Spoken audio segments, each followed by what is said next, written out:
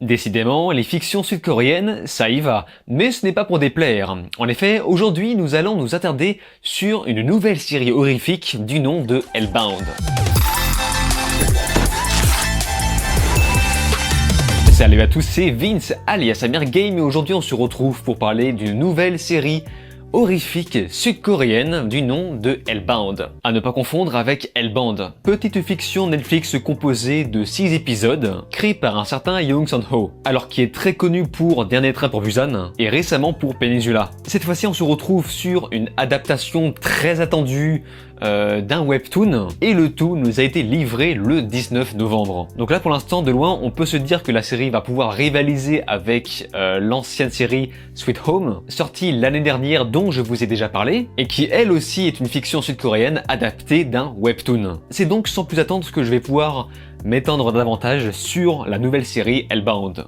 Nous sommes dans un monde où les anges de l'apocalypse arrivent directement sur Terre pour punir et envoyer directement les criminels en enfer. Au début, les gens ne font pas tout de suite le lien, mais dès que ça va commencer à cogiter, une secte va naître pour reconnaître l'existence d'une divinité. Mais pendant ce temps, d'autres plus rationnels vont chercher à enquêter pour prouver que ces gens ont tort. Alors, passer de Cowboy Bebop à ça, je vous jure que ça fait quelque chose. Ça fait du bien de regarder tout d'un coup une série beaucoup plus mature. Mais bref, en tout cas, la série va remettre sur le tapis le questionnement qu'on se fait autour de l'existence d'un dieu. Alors évidemment, l'apparition de ces monstres qui évoquent l'existence de l'enfer va faire monter une fameuse secte afin d'inviter les gens à se soumettre pleinement, jusqu'à changer leur façon de vivre et éviter le péché. Ce qui fait que la plus grosse dangerosité de cette histoire n'est pas juste les monstres qu'on a souvent vus dans les trailers et sur les affiches, la dangerosité vient surtout des hommes. Et je pense que c'est le propos principal de Hellbound. Et pour nuancer, la série va nous confronter à la pitié de certains personnages. Des personnages qui ont commis des péchés suffisamment horribles pour aller en enfer, mais pas assez visuellement horribles pour trouver ça tolérable. Ce qui va nous faire entrer en empathie avec certains d'entre eux, et déployer de l'incohérence au niveau du jugement divin sur l'humanité. Hellbound va donc faire écho au Moyen-Âge,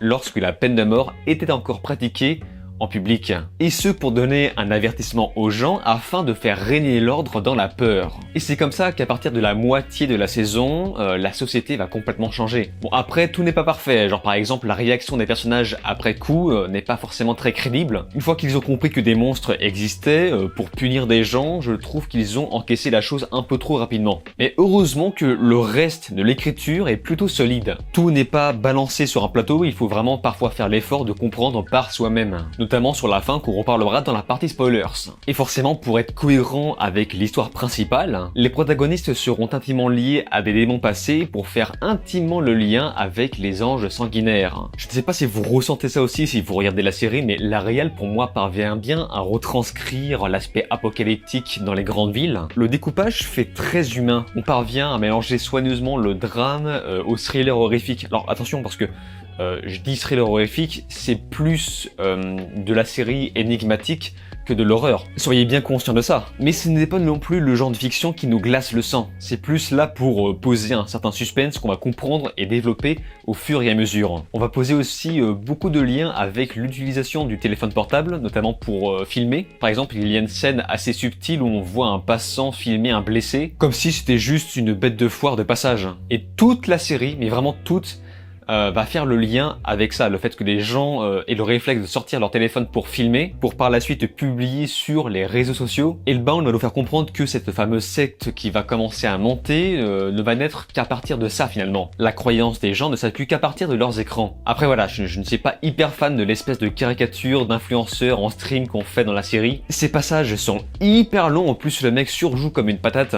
그동안 수없이 의도를 전달하지만 듣지도 보지도 않던 우리 인간들에게 마치 떠먹여 주듯이 인고 천만의 대도시 서울에서 그것도 새빨간 대낮에 Et c'est pareil aussi, l'incrustation des monstres à l'écran ne marche pas très bien je trouve. Même si sur le plan technique, pour ma part, ça reste correct. Et heureusement que les acteurs se donnent à fond pour nous aider à s'immerger dans cet univers horrifique. Mais bon, pour moi, il y a un peu de kitschness sur ces effets spéciaux et j'accorde de l'indulgence en partie parce que c'est une série qui pour moi n'a pas l'air très chère. Le concept de cette dernière est économique et permet de faire apparaître ces créatures au bon moment. Et l'animation des monstres, en revanche, est très cool. On ressent bien la brutalité de leurs coups d'une grande violence. Et dans tout ça, je pense que c'est plutôt l'esthétisme qui fait tâche. Surtout l'espèce de visage prophétique qui vient dévoiler à quel moment les personnes sont censées mourir. Le truc qui fait « Tu vas mourir dans 3 jours ».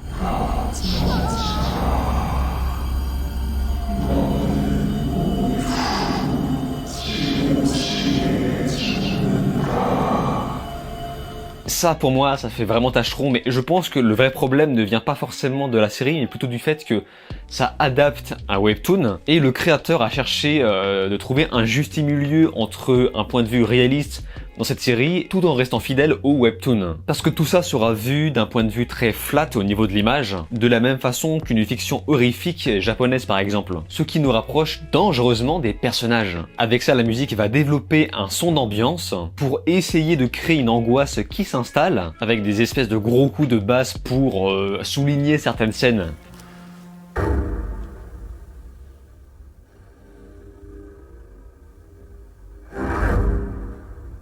C'est juste dommage que dans tout ça, on ait un générique plutôt classique.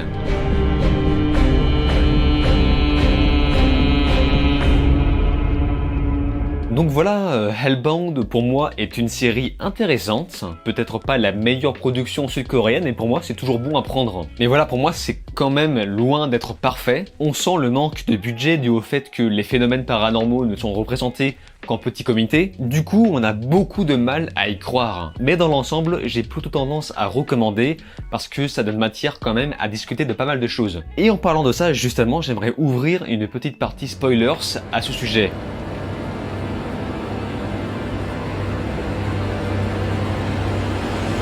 Lorsque l'on comprend que Jeon Jin-soo a créé sa secte, lorsqu'il a reçu sa prophétie étant enfant,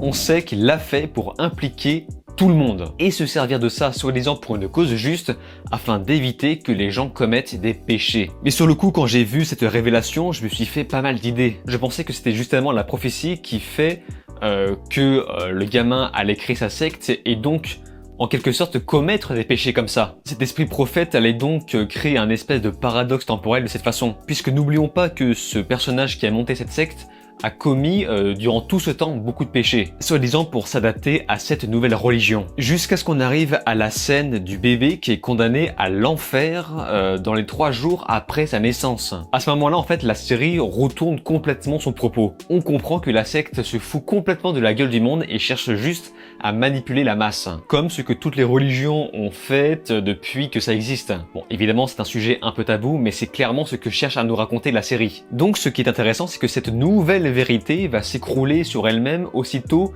qu'elle s'est créée, notamment lors du moment où les parents à la fin sont pris par les monstres à la place de leur propre bébé qui lui était condamné à l'enfer pour rien. À ce moment-là, c'est la goutte qui fait déborder le vase, qui fait comprendre aux gens que c'est complètement aléatoire en fait. Il n'y a pas vraiment d'explication, c'est juste un phénomène paranormal non résolu. Et c'est donc là que le plus gros questionnement se fait. Je ne sais pas si la série a été pensée pour une saison 2, mais j'ai l'impression que cette dernière n'a pas été vraiment pensée pour donner plus d'explications sur la présence de ces créatures bizarres. Et je pense que la phrase de fin résume tout ça. 정신이 어떤 놈인지를 잘 모르고 관심도 없어요. 제가 확실히 아는 건 여긴 인간들의 세상이라는 겁니다. Pour l'instant, l'intrigue de cette saison reposait en plus grande partie sur l'existence de cette secte avec l'enquête policière à côté. C'est un thriller quoi, voilà, c'est vraiment une série thriller paranormale. Mais pourtant, eh bien, on finit sur un espèce de cliffhanger résurrection. Donc forcément, je me dis que si on fait une suite, on aura des explications.